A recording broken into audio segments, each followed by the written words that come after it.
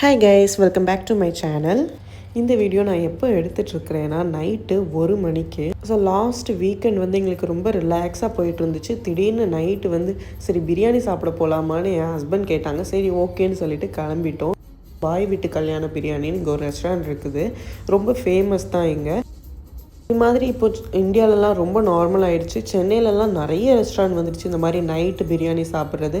But துபாயில் இது ஒன்று தான் இருக்குது, பாய் வீட்டு கல்யாணம்னு. ஆல்ரெடி எங்கள் ஃப்ரெண்ட்ஸ்லாம் போய் சாப்பிட்ருக்காங்க. எங்களுக்கு இது ஃபஸ்ட் டைம். ரொம்ப க்ரௌடாக இருக்கும். பட் இப்போ இங்கே வார் நடக்கிறதுனால வந்து ரொம்ப கூட்டம் இல்லை. நாங்கள் போனப்போ வந்து டே 14 வார் இன்னுமே போயிட்டு தான் இருந்துச்சு. அதனால் கூட்டம் கொஞ்சம் கம்மியாக இருந்துச்சு. இது ரிலேட்டடாக நிறைய வீடியோஸ் பார்த்துருப்பீங்க நீங்கள். இன்ஸ்டாவில் வந்து ரொம்ப ஃபேமஸ் இந்த பாய் வீட்டு கல்யாணம். எங்கள் வீட்டில் இருந்து இது ஒரு 25 மினிட்ஸ் கிட்ட ஆச்சு. டிராஃபிக் இல்லாதனால, இல்லைனா இன்னுமே லேட் ஆகிருக்கும். அங்கே ரீச் ஆனதுக்கப்புறப்ப என்ன கஷ்டம்னா பார்க்கிங் தான் கிடைக்க கஷ்டம்.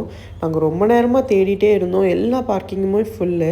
இந்த பாய் வீட்டு கல்யாணம் ரெஸ்டாரண்ட்டே ஒரு பெய்டு பார்க்கிங் வச்சுருக்காங்க. ஐ மீன் ஃப்ரீ பார்க்கிங் வச்சுருக்காங்க. அந்த ஸ்லாட் எல்லாமே ஃபுல்லாகிடுச்சு.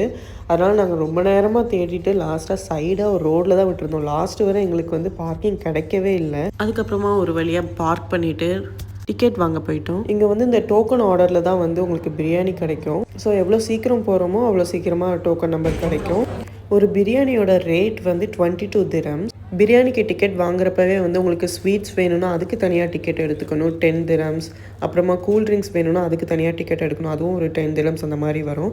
ஸ்வீட்ஸில் வந்து பிரெட் அல்வா, அப்புறமா பீடா, ரோஸ் மில்க் அந்த மாதிரி நிறைய இது வச்சுருந்தாங்க. அதுக்கப்புறமா இந்த சிக்கன் 65ம் தந்திருந்தாங்க. இங்கே என்ன ஸ்பெஷல்னால் கரெக்டாக 2 மணிக்கு தான் பிரியாணி செஞ்சே எடுத்துகிட்டு வருவாங்க. அந்த தம் உடைக்கிறதுன்னு சொல்லுவாங்கள்ல, அது வந்து கரெக்டாக 2 மணி அந்த டைம் தான் நடக்கும். ஸோ நம்ம போனோன்னா ஃப்ரெஷ்ஷாக பிரியாணி சாப்பிடலாம். மோஸ்ட்லி வந்து தமிழ் பீப்புள் தான் வருவாங்க.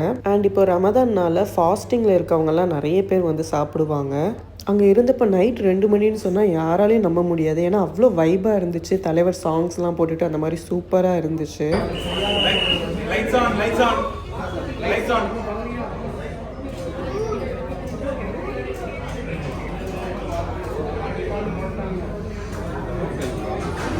யாரோ விசில் அடிச்சாங்க. யாரு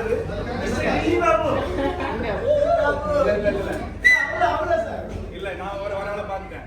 ஏன்னா நிறைய பேர் நீங்க ஃபேமிலியா தான் இருக்கீங்கன்னு நினைக்கிறேன். ஸோ விசில்லாம் கொஞ்சம் கம்மியா இருக்கணும். விசில் டெஸ்ட் பண்ணுவோம். ரெடி 1 2 3 சொல்லும் போது விசில். Okay, ready 1 2 3.